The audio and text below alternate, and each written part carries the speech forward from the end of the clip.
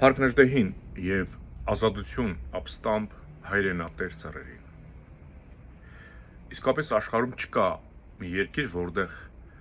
իր պարտված պարտության տարածիշխանությունը, ասենք, նորից ընտրվի, անգամ թույլ չեն տվել, որ ասենք մասնակցի ընտրություններին, բայց նաեւ չկա դեպք, որ այդ պարտություն բերած կամ պարտության տարածիշխանությունը երկրորդ անգամ անմիջապես երկրորդ անգամ ընտրություններով նորից գա իշխանության։ Այսինքն սա նշանակում է, որ հայ ժողովուրդը նախընտրում է պարտվելը, այսինքն իր մոտ ձևավորված է մի, ասենք, գիտակցություն, որ պարտվելը դա, ինչպես Նիկոլին ասում է, հպարտ է, որ պարտվել եմ, հպարտություն է դարձել։ Պատկերացնում եք, ինչպես կարող են մտածել հայ ժողովրդի մասին աշխարհը։ Իրականում դա այդպես չի։ Հայը երբեք պարտվել չի սիրում։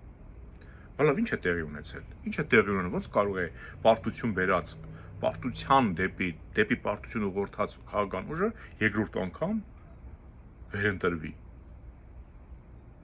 Տեղի է ունեցել իսկապես հայ մարդու քվեի, ձայնի, իրավունքի, նաև ուղեղի մթագնում։ Քանի որ լրատվական դաշտ ամբողջությամբ իրենց ձեռքերում է քարոզչամեքենան, նախկին ու ներկայի մեջ տարբերությունը հստակ տնելով, ցույց տալով էս երկուսի արկայությունը, բացառապես մնացածի անզորությունը, որ եթե ինչ-որ բան կարող են անել, էս երկուսը կարող են անել, մնացածը իզորու չեն, ովքեր պարտության հետ կապ չունեն, դրանք իզորու չեն, իզորու են էս երկուսը, պետք է ուղղակի դու էս երկուսի մեջ գտնես ինչ-որ մի բան, եւ ինչ են արել, եթե Նիկոլը նախկիներին մեղադրում է, որ ձեր անգործության կամ ձեր կոռուպցիայի թալանի, չգիտեմ, եսի ինչի դավաճանության հետևանքով մենք եկանք հասանք այսօրվան, այսինքն մենք պարտվեցինք, երկրի տակը փախել էր, այսինքն ըստ Նիկոլի։ Նրանք էլ ասում են դու եկար ժողովրդին բանակը ուղղորդեցիր անպատրաստից կամ դավաճանելով տարար զինվորի գլուխը կերար պետության հայրենիքն էլ կիսեցիր տվեցիր թուրքերին։ Այս երևույթով ժողովրդին ուրիշ բան չի մատուցվում։ Իրական երկուսով էլ ճիշտ են։ Սա համագործակցություն է, որովհետև իրար քննադատելով մրցավազք են կազմակերպում ընտրական։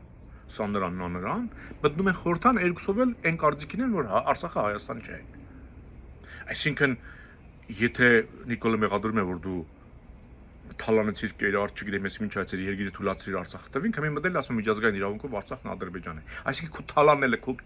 ուտելը, խմելը, ամեն ինչը կապ չունի։ Սրա հետ կապ չունի, բայց ընտրությունների ժամանակ մեղադրանքը այդպես է հնչում։ Բալավ, այս ինչ է արվում։ Սա արվում է հայկականությունը ոչնչացնելու համար։ Այդ ընդդիմադիր խաղացող տաշիրները, քոչարյանները կապ չունի կբռնեն, կնստեցնեն, կհանեն, կբռնեն, կհանեն, չգիտեմ ինչեր կանեն, կվիրավորեն։ Կապ չունի, նրանք խաղում են հայկականության ոչնչացման խաղը։ Եթե այս ծրագիրը, որ հիմա Նիկոլն առաջարկում է իբր 4-րդ հանրապետություն, որ այսինքն չի եղել Հայաստան, այստեղից ենք սկսում։ Այս Հայաստանը, եթե ընդունեց կառավարությունը, չնայած խորհրդարանը, ես ձեզ ասեմ, եթե առաջին ընթերցմամբ չէ, եթե միաձայն չէ, ընդունելու է Նիկոլի առաջարկը, որ մենք բացառապես Արարատից ու Արցախից չենք խոսելու։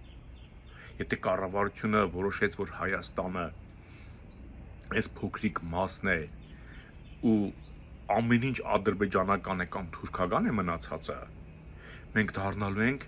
հանցագործ պարտական Թուրքին։ Մենք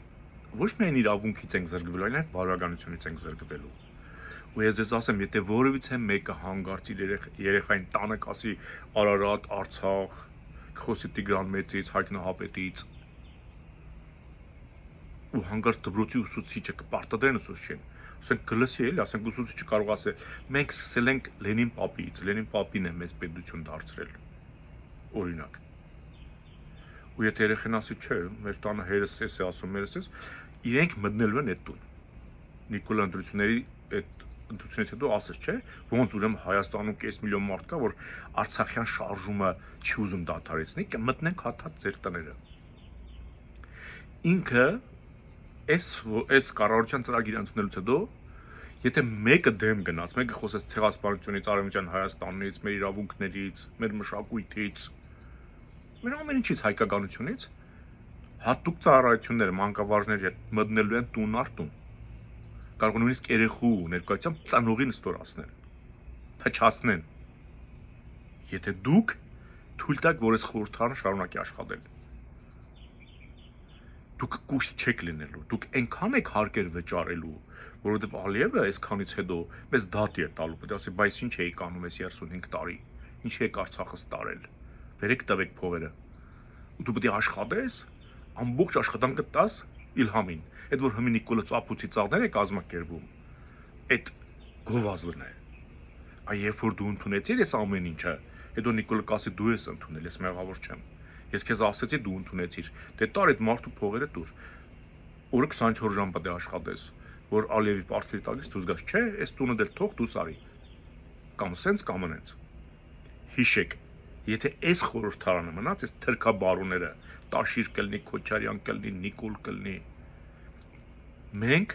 արդեն օրենքով, մեր գրած օրենքով, մեր իսկ ստեղծած օրենքով մեզ համարելու ենք հանցագործ, մահկանացու, ամբարո, չգիտեմ, տհաս, թույլ, ոչնչացող տեսակ։